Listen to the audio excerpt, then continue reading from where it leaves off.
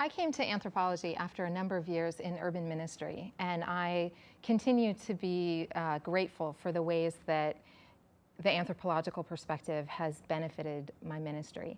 I worked in urban ministry in several U.S. cities, and one of the biblical questions that animated my ministry was, who is my neighbor?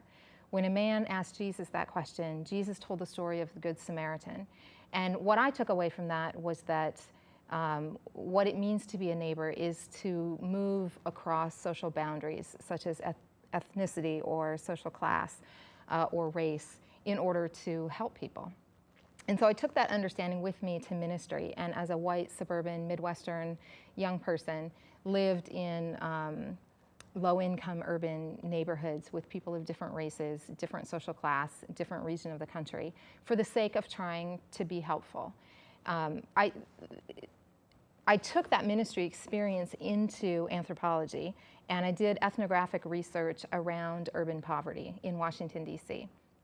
that looked at a low-income African-American urban neighborhood, asking questions about what it means to be a neighbor, what it means to be a neighborhood.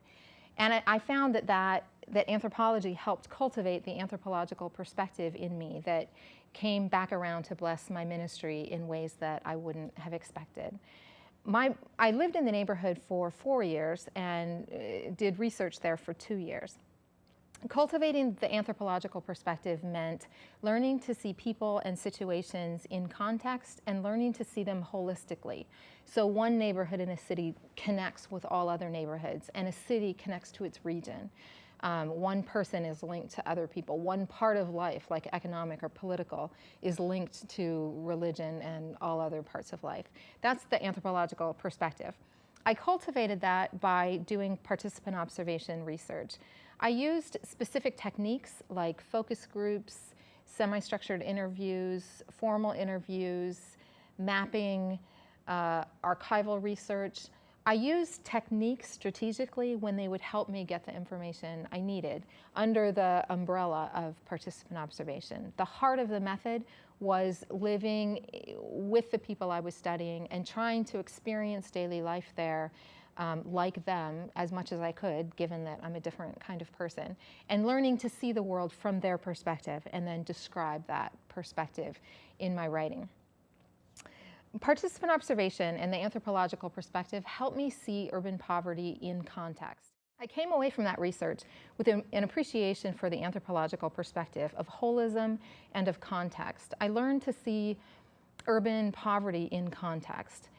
Poor urban neighborhoods don't just happen, they are planned. So this neighborhood that I looked at, for instance, had been planned since the 1930s or 1940s at the federal level. So federal level urban planners were doing planning for the District of Columbia, looking at the whole district and the whole region and trying to maximize economic growth. So they wanted to plan transportation systems and government areas and downtown areas. One challenge is a large population of low-income African Americans. You see it more clearly when racial discrimination was legal in real estate, blatant planning that said move poor black people here to a designated spot on the map. It became more subtle after racial discrimination was illegal.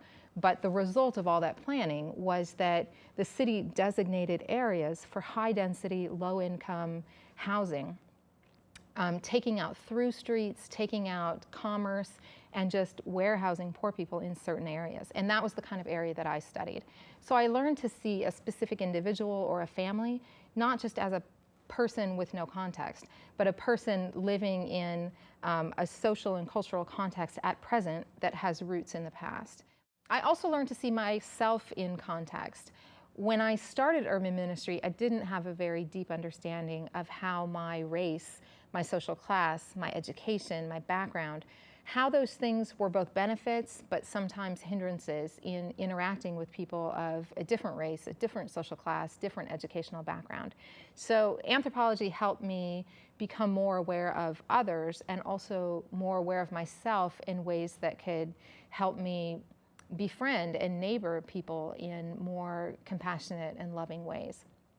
This research was important just as basic research in and of itself. It contributed to the anthropological conversation about American cities and race and poverty. It also came back around to benefit ministry. The ministry house that I lived in Washington, D.C., we learned to expand our vision and expand our work beyond individuals to address systems and urban development and citywide development.